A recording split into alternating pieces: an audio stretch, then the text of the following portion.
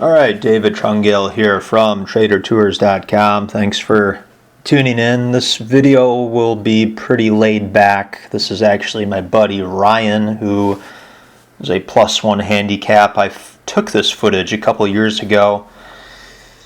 And if you're ever sending your swinging for a lesson, I would not recommend doing a handheld footage like this.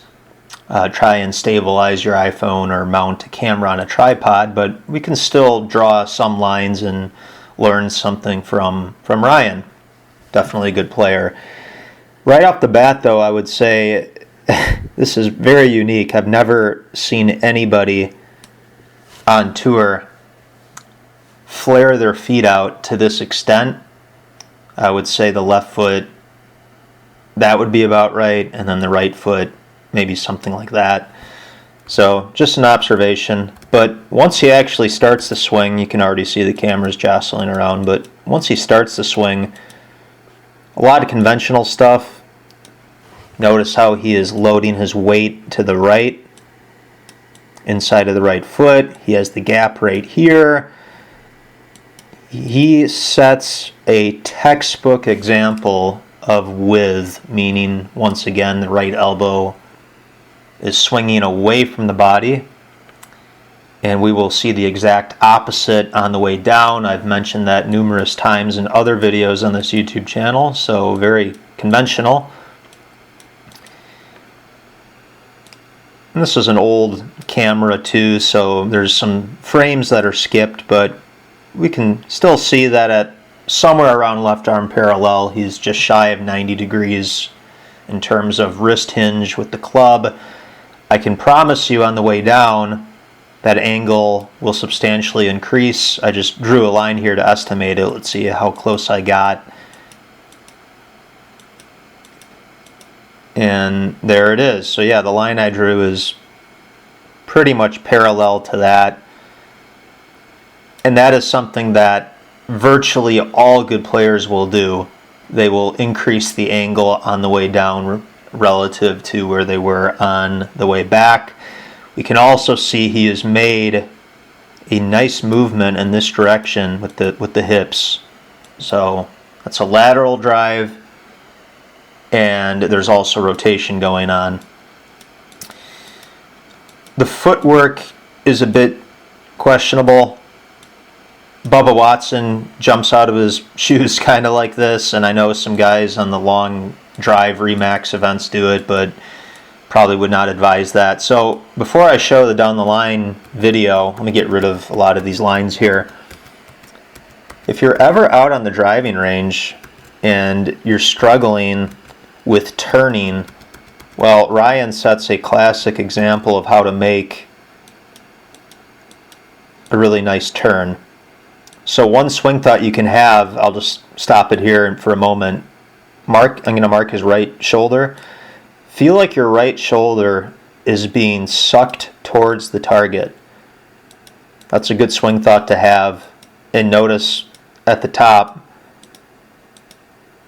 that's about the top. So no sway whatsoever. His back is nice and upright. And again, he's turned, looks like just a little bit beyond 90 degrees. So classic, really nice. All right. So let's go to the down the line view, where this is a bit more revealing with what I think is his issue, if I want to, again, be critical. So let's draw this line. I know it's a little bit squiggly, but any good teaching pro will advise, at least I would hope they will, that you should try and take the club up the plane. So the hands and the club you want working right up the plane if possible. Ryan does a pretty darn good job of that. Notice the shoulder turn is a little bit on the steeper side, which I like. I would rather have a steeper turn than a shallow turn. Now regarding this problem, some of you may recognize it immediately. It's this. The club is definitely across the line. In other words, it's pointing out into right field. And then also notice the club face is a tad shut. So when you combine those two elements together, it's really not a great recipe, and you'll see why in the way down. So obviously he's good enough where he's going to make a compensation, and he will shallow and transition.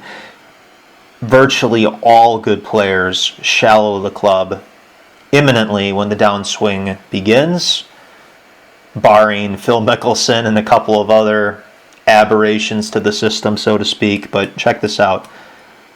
So the club is shallowing, and then see this arrow here? That's really neat how he's squeezing the right elbow in front. But the problem is, because he was across the line or steep, he will continue to shallow and shallow and shallow. And while we are missing a frame here, somewhere between here and here, that club is just threatening to get stuck. And I can tell you this because let's see where this ball goes. So first of all, this is the flagstick. I know it looks like it's a mile away, but this was about a 175-yard iron shot. I think it was a 7-iron, but here's the ball. So there's the ball.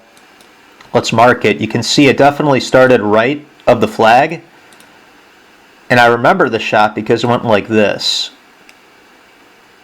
And then it just started drawing, and it kept going to the point where he almost missed the green. In fact, he did technically miss the green. It landed on the left fringe. So it was about a 15-yard draw where, ideally if you're going to play a draw with your irons, I think maybe a 5-yard draw would be more optimal. So he is a little bit stuck to the inside on the way down, once again in conjunction with this closed club face up here. So I think that's what's costing him the most strokes. If I were to work with him, I would say, Ryan, let's really try and exaggerate and get this club laid off at the top. Point it way out there. So in order to do that, you're going to need more forearm rotation. If you want the technical terms, it's supination with the right forearm, or basically what's happening is you're rotating your palm upwards towards the sky. That would maybe get the thing more laid off. Also, you could externally rotate your right shoulder maybe a bit more. And there's also some stuff you can do with your wrists. Anyway, I'm kind of rambling here, but long story short, he needs to get the club in a more efficient position.